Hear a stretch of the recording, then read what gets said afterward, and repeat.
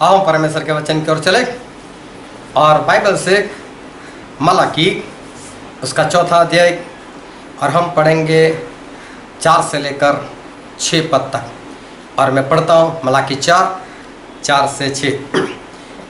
मेरे दास मूसा की व्यवस्था अर्थात जो विधि और नियम मैंने सारे इज़राइलियों के लिए उसको होरेब में दिए थे उनको स्मरण रखो। देखो, यहोवा के उस बड़े और भयानक दिन के आने से पहले मैं तुम्हारे पास एलिया नबी को भेजूंगा और वह माता पिता के मन को उनके पुत्रों की ओर और पुत्रों के मन उनके माता पिता की ओर फेरेगा। ऐसा न हो कि मैं आकर पृथ्वी को सत्यानाश करूं। परमेश्वर उनके वचन को आशीषित करे और परमेश्वर के वचन सारे सच्चे हैं। और बाइबल में लिखा है, यदि तू सच्चाई को जानेगा तो सच्चाई तुझे आज़ाद करेगी। आज एक बार फिर बहुत ध्यान से परमेश्वर के वचन को सुनना ताकि उसको आप हृदय में उतार सको और उसके अनुसार चलकर परमेश्वर के राज के आप वारिस बन सको। आप कभी YouTube के ऊपर ऐसा सर्च करना, चर्च मिरेकल्स, और जैसे ही इतना सर्च करोगे ढेर सारे चमत्कार आपको देखने को मिलेंगे। किसी चर्च में किसी की दोनों किडनियां फेल थी, ऐसे रिपोर्ट दिखाएंगे और देखो अभी दोनों किडनियां वो काम करने लग गई। ये इंसान अंधा था और अभी देखो देखने लग गया। ये लड़की जिसको पोलियो हो गया था और देखो अभी उसके दोनों पैर ठीक हो गए, चलने लगे। ये बहन एक हाथ छोटा था एक हाथ बड़ा था, दोनों हाथ उसके एक समान हो गए। इसको कैंसर की गांठ थी, उसकी कैंसर की गांठ चली गई। ढेर सारे चमत्कार जो है ऐसे देखने को आपको उस YouTube पर आपको मिलेंगे। वैसे तो अभी कोरोना की वजह से तकरीबन 6 महीने से सारे चर्च, सारी ऐसी मीटिंगें जो है वो तो बंद हो गई। लेकिन उससे पहले कि मैं आपको बात बताता हूँ कि किसी की संगति में 5-5 लाख लोग, संडे में एक दिन में किसी की संगति में 2.5, 3 लाख लोग, किसी की संगति में 7 लाख लोग, किसी की संगति में 1 लाख लोग। ऐसी संगति जो है वो हर संडे वो चलती रहती थी। और मेरे अंदाजे से तो मुझे ऐसा लगता है कि पूरे भारत में एक संडे में एक साथ अलग अलग जगह पर मिलकर ज़्यादा नहीं तो भी कम से कम 20 लाख लोग हर संडे इकट्ठे होते होंगे। और मैं ये सारी ऐसी संगति की बात कर रहा हूँ कि जहाँ पर ज़्यादातर सिर्फ चंगाई की बातें जो है होती रहती है। सिर्फ चंगाई के ऊपर पूरा जोर जो है वो लगाया हुआ है। एक ही संडे में पूरे भारत में मिलकर तकरीबन 20 लाख लोग ऐसी संगति के हिस्सेदार बनते होंगे हर हफ्ते। अभी सोचो भारत की आबादी है कितनी? 130 करोड़। अगर मैं तो बोलता हूँ हफ्ते का एक ही दिन गिन लो और पूरे भारत में ज़्यादा नहीं हर हफ्ते में 20 लाख लोगों की बड़ी बड़ी बीमारियां दूर हो जाती है, तो 5 हफ्तों में 1 करोड़ लोग, उनकी सारी बीमारियां दूर हो जाएगी। तो 130 करोड़ उनको चंगा होने में टाइम कितना लगेगा? बहुत ही कम टाइम लगेगा। और फिर भी उस वक्त भी ऐसा होता था कि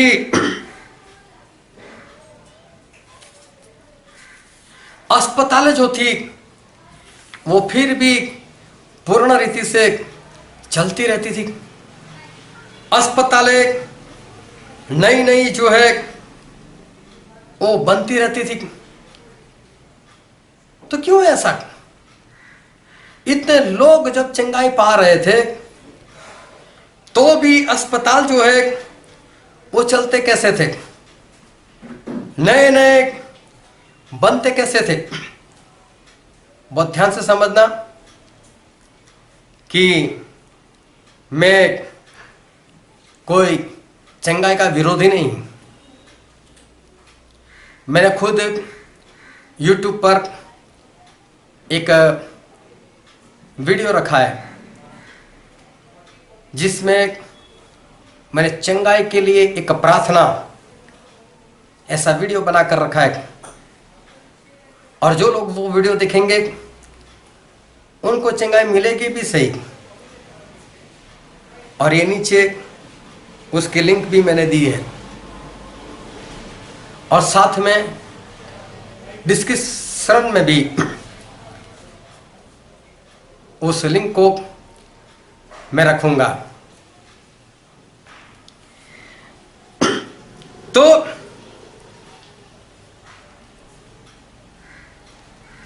चंगाई का मैं विरोधी नहीं, लेकिन मैं जो बात कर रहा हूं वो हमेशा की चंगाई की बात है। हमेशा की चंगाई,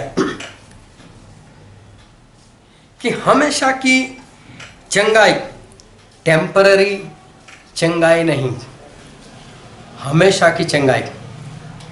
और हमेशा की चंगाई मिलती हो तो वो चंगाई गलत नहीं है। परमेश्वर मेरा भी चंगाई में बहुत इस्तेमाल करते हैं। बहुत जगह पर परमेश्वर ने मेरा इस्तेमाल किया है चंगाई के लिए, और आज भी परमेश्वर चंगाई के लिए मेरा इस्तेमाल जो है वो कर रहे हैं। लेकिन चंगाई है क्या? ध्यान से समझ लेना कि कोई लंगड़ा है, नरक के रास्ते पर लंगड़ाते लंगड़ाते हुए वो चल रहा है, और 10 साल के बाद वो नरक में पड़ने वाला है, ये बात पक्की है। अभी कोई परमेश्वर का दास वहां पर पहुंच गया, उसने उसके लिए प्रार्थना की, उसको चंगाई मिल गई, अब वो भागने लग गया। अभी भी वही रास्ते पर भाग रहा है, नरक वाले रास्ते पर। और भागते भागते जो 10 साल के बाद नरक में गिरने वाला था वो 2 साल में ही नरक में गिर गया। अभी सोचो उसको जो चंगाई मिली उसका क्या फायदा हुआ? वो तो नाश हो गया। 8 साल जल्दी ही वो तो नाश हो गया। और मैं बाइबल में पढ़ता हूं, प्रेरितों के काम में, प्रेरितों के काम और उसका 8वां अध्याय, प्रेरितों के काम उसका 8वां अध्याय। और देखो हम पढ़ते हैं वहां पर बाइबल में क्या लिखा है, उसका 5 से लेकर 8 पद।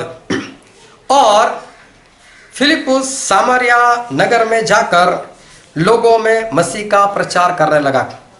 फिलिप्पुस नाम का जो परमेश्वर का दास था वो सामरिया चले गए। वहां जाकर उन्होंने मसीह का प्रचार करना शुरू कर दिया। आगे लिखा है, और जो बातें फिलिप्पुस ने कही उन्हें लोगों ने सुनकर और जो चिन्ह वह दिखाता था उन्हें देख देखकर एक चित्त होकर मन लगाया। लोगों ने फिलिप्पुस की बातों के ऊपर मन लगाया। फिर आगे लिखा है, क्योंकि बहुतों में से अशुद्ध आत्माएं बड़े शब्द से चिल्लाती हुई निकल गई और बहुत से झोले के मारे हुए और लंगड़े भी अच्छे किए गए। बहुत लोगों के अंदर से दुष्ट आत्माएं निकली और जिनको लकवा था उनका लकवा भी खत्म हो गया और जो लंगड़े थे वो भी चलने लगे और उस नगर में बड़ा आनंद हुआ। देखो, बड़े बड़े चमत्कार फिलिप्पुस के जरिए हुए। अभी देखो आज हो क्या रहा है, ये तो परमेश्वर की ओर से, ये परमेश्वर काम करवाते हैं, परमेश्वर चंगाई में इस्तेमाल करते हैं, बात सही है। लेकिन आज होता क्या है, आज के सेवक का काम चंगाई के बाद खत्म हो जाता है। चंगाई के बाद उसका काम जो है वो पूर्ण हो जाता है। क्वायर वाले भी जोरों जोरों से जो आराधना करवाते वो लोग भी जोरों जोरों से नाचने लगते, हाँ ये हो गया वो हो गया, और नाचने लगते। लेकिन फिलिप्पुस का काम यहाँ पर पूर्ण नहीं हुआ। फिलिप्पुस इतना करके बैठे नहीं रहे, फिलिप्पुस ने प्रचार किया। फिलिप्पुस ने लोगों को बपतिस्मा दिया। यहाँ पर ऐसा लिखा है, और सब छोटे से बड़े तक उसे मानकर कहते थे कि यह मनुष्य परमेश्वर की यह शक्ति है जो महान कहलाती है। उसने बहुत दिनों से उन्हें अपने टोने के कामों से चकित कर रखा था, इसीलिए वे उसको बहुत मानते थे। परंतु जब उन्होंने फिलिप्पुस की प्रतीति की, जो फिलिप्पुस के राज्य और यीशु के नाम का सुसमाचार सुनाता था, तो लोग, क्या पुरुष क्या स्त्री, बपतिस्मा लेने लगे। फिलिप्पुस का प्रचार जारी रहा। लोगों की चंगाई के बाद भी ऐसा नहीं सब चंगे हो गए, अब बात खत्म हो गई। उन्होंने प्रचार करना शुरू रखा और यहाँ तक कि लोगों ने बपतिस्मा भी लिए। लोगों ने बपतिस्मा भी लिए। यहाँ पर भी फिलिप्पुस जो है वो रुके नहीं। और फिर आगे लिखा है, हम पढ़ते हैं उसका 14वां पद, प्रेरितों के काम उसका 8वां अध्याय 14वां पद। जब प्रेरितों ने जो यरूशलेम में थे सुना कि सामरियों ने परमेश्वर का वचन मान लिया है, तो पतरस और यूहन्ना को उनके पास भेजा। अब इनको पता कैसे चला? फिलिप्पुस ने ही वहां पर लोगों को भेजा होगा, जाओ जाकर प्रेरितों को बोलो कि यहाँ पर मैंने प्रचार किया है, लोग चंगे हो चुके हैं, लोगों ने बपतिस्मा भी ले लिया है, और अभी प्रेरितों को बोलो कि वो यहाँ पर आए। फिर आगे लिखा है, और उन्होंने आकर उनके लिए प्रार्थना की कि पवित्र आत्मा पाए। प्रेरितों ने आकर लोगों के लिए प्रार्थना की ताकि लोगों को पवित्र आत्मा मिले, क्योंकि वह अब तक उनमें से किसी पर न उतरा था। उन्होंने तो केवल प्रभु यीशु के नाम में बपतिस्मा लिया था। तब उन्होंने उन पर हाथ रखे और उन्होंने पवित्र आत्मा पाया।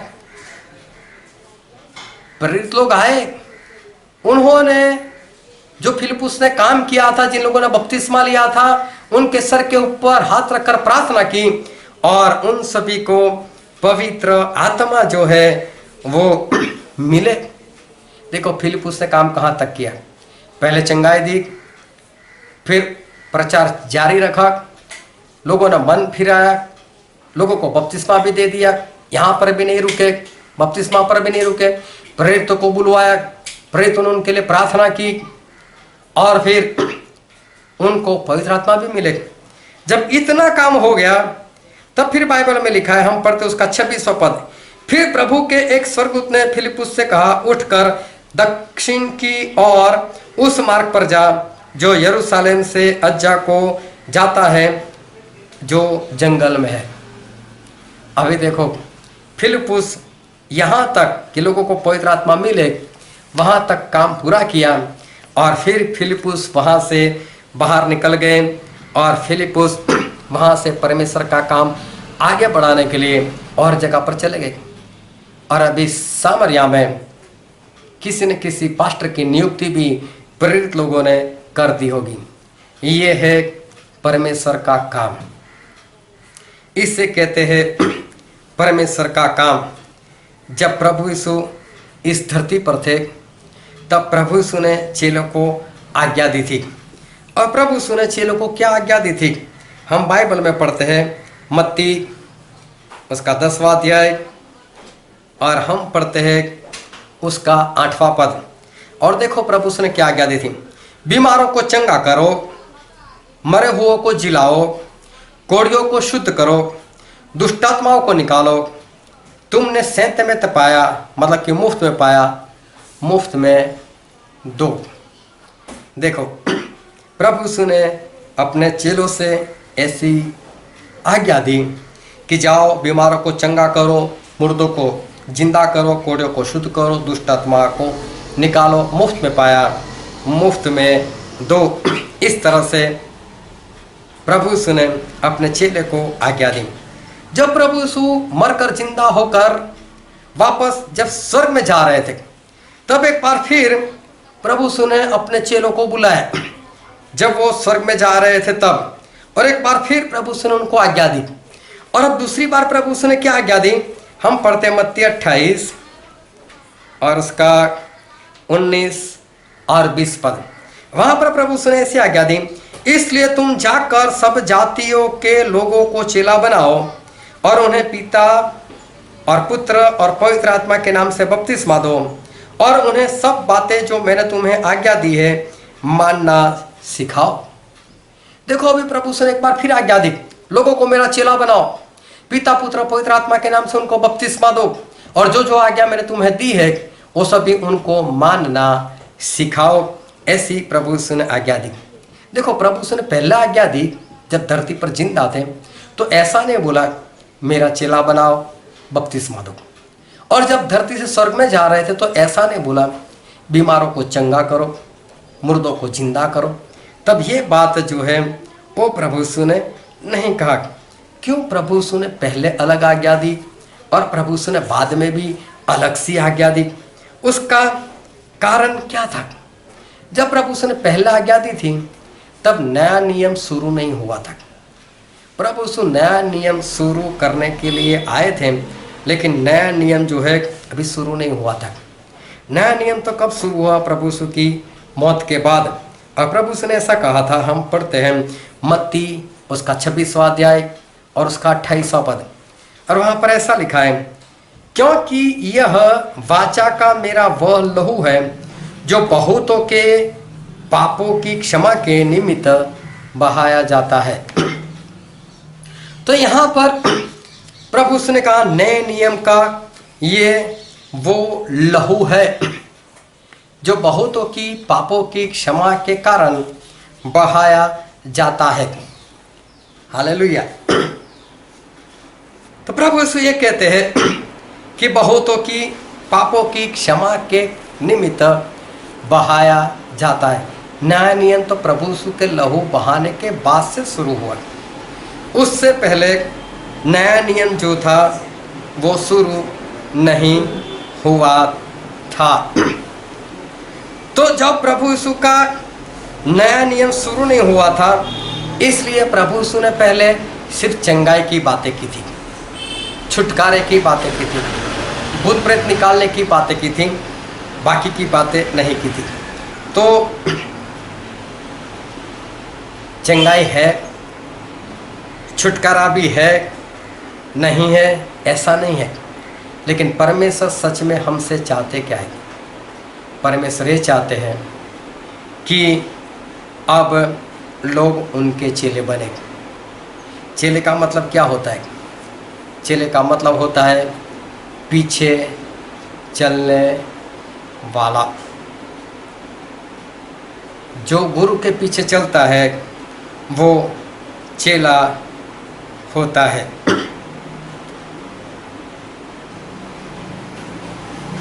तो प्रभु से ने सिखाया मेरा चेला बनाओ और उनको पिता पुत्र और पवित्र आत्मा के नाम से बपतिस्मा दो। तो चेला बनाने के बाद बपतिस्मा देना है, और बपतिस्मा लेने से पहले इंसान को मन फिराना है, फिर उसको बपतिस्मा लेना है। बहुत ध्यान समझना कि मन फिराने से पहले मतलब कि पश्चाताप करने से पहले कोई भी इंसान बपतिस्मा नहीं ले सकता। सच्चा बपतिस्मा क्या है वो मैंने गुजराती में पूरी बाइबल स्टडी दी है।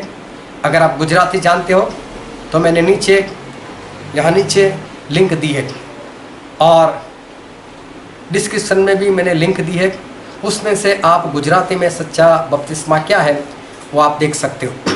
और साथ में मेरी चैनल को सब्सक्राइब कर देना, ताकि आने वाले दिनों में मैं हिंदी में भी पूरी बाइबल स्टडी रखने वाला हूँ कि बपतिस्मा है क्या, ताकि आप उसको समझ सको। और जिस दिन मैं वो वीडियो रखूँ, वो बाइबल स्टडी रखूँ, आपको तुरंत उसका पता चल जाए।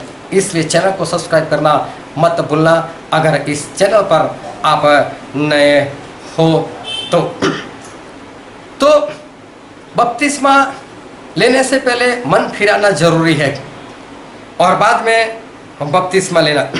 और बपतिस्मा के बाद जो है वो काम पूरा नहीं होता, क्योंकि अभी हमने जो पढ़ा मत्ती उसका 28वां अध्याय और उसके 20वें पद में ऐसा लिखा है, और उन्हें सब बातें जो मैंने तुम्हें आज्ञा दी है मानना सिखाओ। प्रभु से ऐसा कहते हैं बपतिस्मा के बाद आज्ञा मानना भी सिखाते जाओ उनको। अभी उनको आज्ञा मानना सिखाना है। तो यहाँ पर बातें जो है वो खत्म नहीं होती, लेकिन अभी आज्ञा मानना जो है वो सिखाना है। क्यों आज्ञा मानना क्यों सिखाना है? आज्ञा मानना इसलिए सिखाना है ताकि इंसान जो है वो स्वर्ग में जाए। इंसान स्वर्ग में कब जा सकता है? कि जब वो इंसान मन फिराए, बपतिस्मा ले, पवित्र आत्मा पाए और उसके बाद लगातार आज्ञाकारी में बना रहे, तभी इंसान स्वर्ग जा सकता है। अगर बीच में कहीं पर रुक गया तो उसका नरक जो है वो पक्का हो जाता है। लेकिन जितने भी सेवक लोग का काम सिर्फ चंगाई तक का सीमित है, बस चंगाई करने के बाद वो लोग चुप रहते हैं, वो परमेश्वर के दास है ही नहीं। जितने लोग सिर्फ चंगाई चंगाई चंगाई का काम करते हैं, उसके बाद बपतिस्मा तक नहीं जाते, बपतिस्मा के बाद आज्ञा सिखाने के अंदर नहीं जाते, पवित्र आत्मा दिलाने तक नहीं जाते, वो परमेश्वर के दास नहीं है। चंगाई बुरी बात नहीं है, चंगाई अच्छी ही बात है।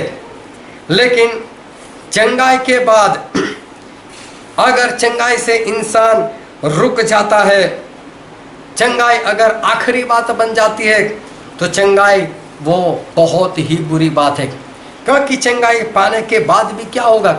वो तो नाश हो जाएगा। क्योंकि मत्ती में ऐसा लिखा है, मत्ती रचित सुसमाचार उसका 7वां अध्याय, और मैं आपके लिए पढ़ता हूँ मत्ती 7 और उसका 21, 22 और 23 पद। जो मुझसे हे प्रभु कहता है, उनमें से हर एक स्वर्ग के राज्य में प्रवेश न करेगा। मतलब जो प्रभु को हे प्रभु प्रभु प्रभु प्रभु प्रभु ये प्रभु ऐसा आगे पीछे घूमता है, उनमें से कोई स्वर्ग में नहीं जाने वाला है।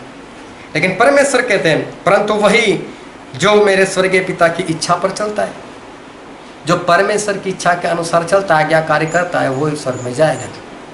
फिर परमेश्वर बोलते हैं उस दिन, मतलब जिस दिन प्रभु यीशु ऐसे लोगों को नरक में डाल देंगे, चंगाई देने वाले को नरक में डाल देंगे, तो बोले उस दिन बहुत तेरे मुझसे कहेंगे, हे प्रभु क्या हमने तेरे नाम से भविष्यवाणी नहीं की, और तेरे नाम से दुष्टात्मा को नहीं निकाला, और तेरे नाम से बहुत अचंभे के काम नहीं किए? प्रभु हमने आपके नाम से कितने बड़े बड़े काम किए, कितने अचंभे के काम किए। लेकिन परमेश्वर क्या बोलते? तब मैं उनसे खुलकर कह दूंगा कि मैंने तुमको कभी नहीं जाना, हे कुकर्म करने वालों, मेरे पास से चले जाओ। देखो, चंगाई देने वाले को कुकर्म करने वाले बोला, क्यों? क्योंकि वहां पर उन्होंने काम रोक दिया था, फिलिप्पुस से रोका नहीं था। चंगाई से काम शुरू होता है, वो आखिरी काम नहीं है, वहाँ से रुकना नहीं है। जो चंगाई का काम करता है, बाइबल उससे प्रचारक कहते हैं, या तो इंग्लिश में इवेंजलिस्ट कहते हैं। हाँ, चाहे चंगाई का काम करने वाला चाहे अपने आगे प्रॉफिट लिखा दे, वो झूठ है। प्रॉफिट मतलब भविष्यवक्ता, चाहे वो वहाँ पर एपोस्टल मतलब प्रेरित लिखवा दे, वो झूठ है, वो गलत है।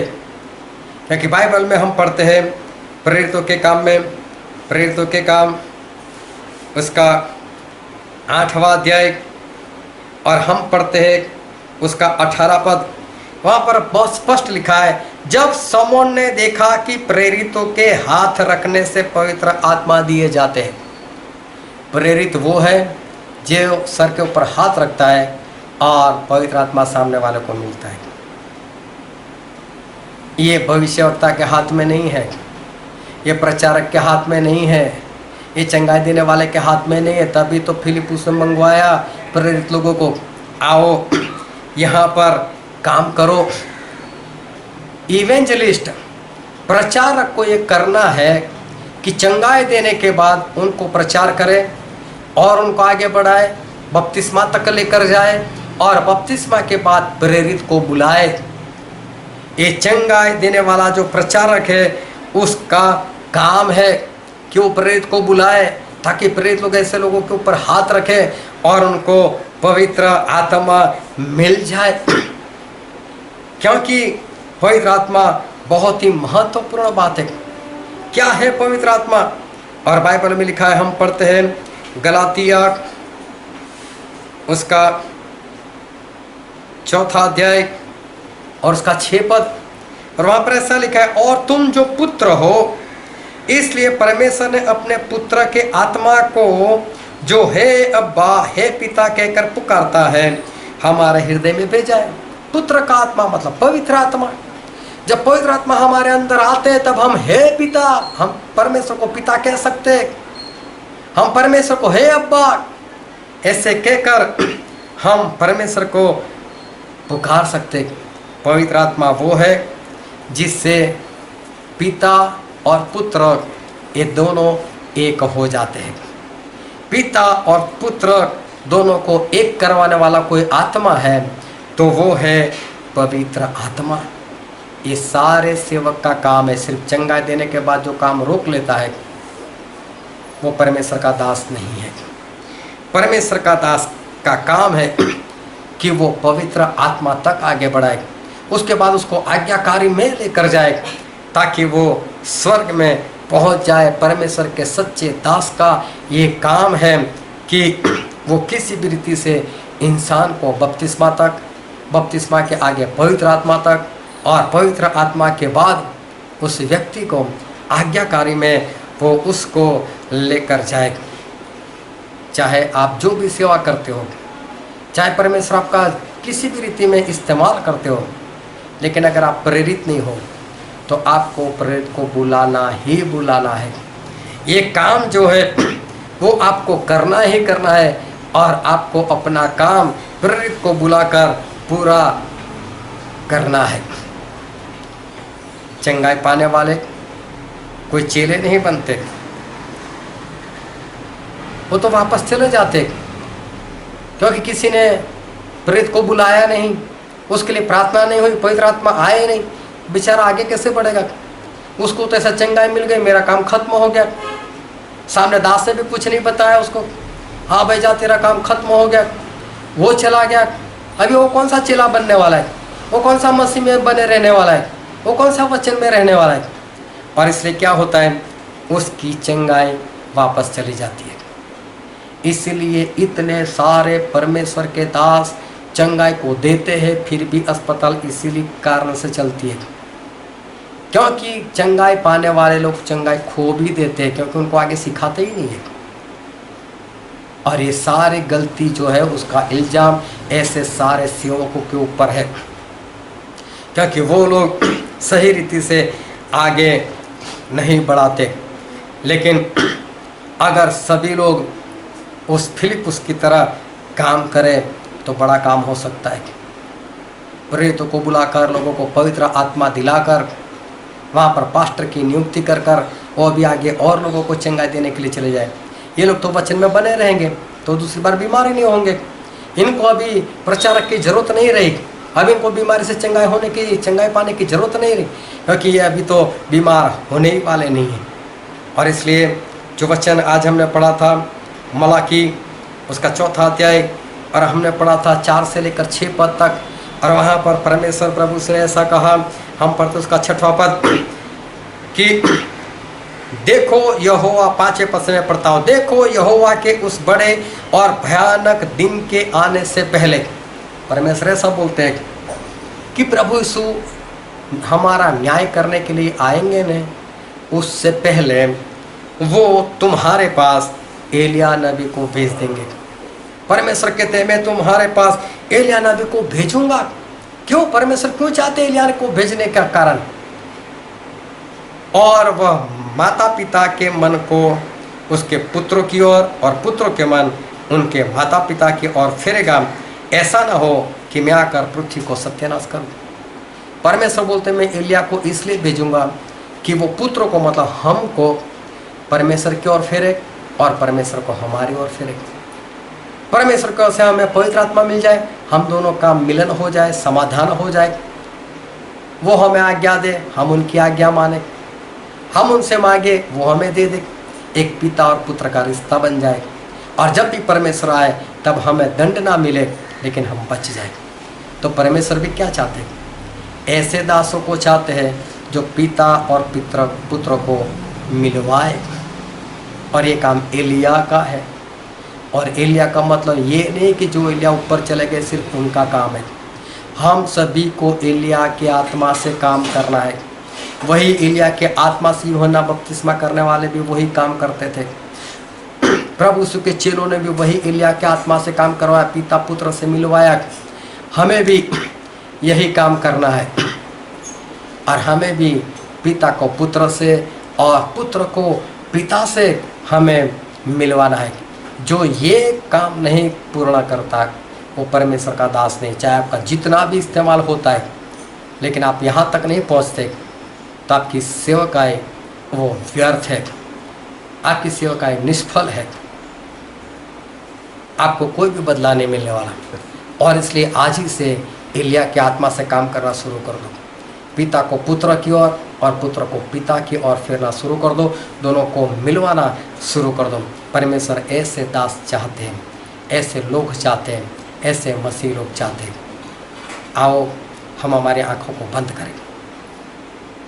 मेरे प्रियो, ये वक्त है कि हम अपने आप को जांचें, हम अपने आप को परखें। मैं कौन सा काम करता हूँ? चाहे आप आम विश्वासी क्यों ना हो, लेकिन क्या आप एलिया का काम कर रहे हो? क्या आप एक पुत्र को पिता से मिलवा रहे हो? क्या पिता को पुत्र से मिलवा रहे हो?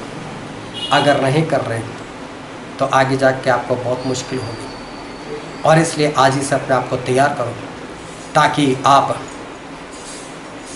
स्वर्ग राज्य में जा सको। ये वचन समझने के लिए, ग्रहण करने के लिए, उसके अनुसार चलने के लिए प्रभु की कृपा हम सभी पर होने पाए। हालेलुया।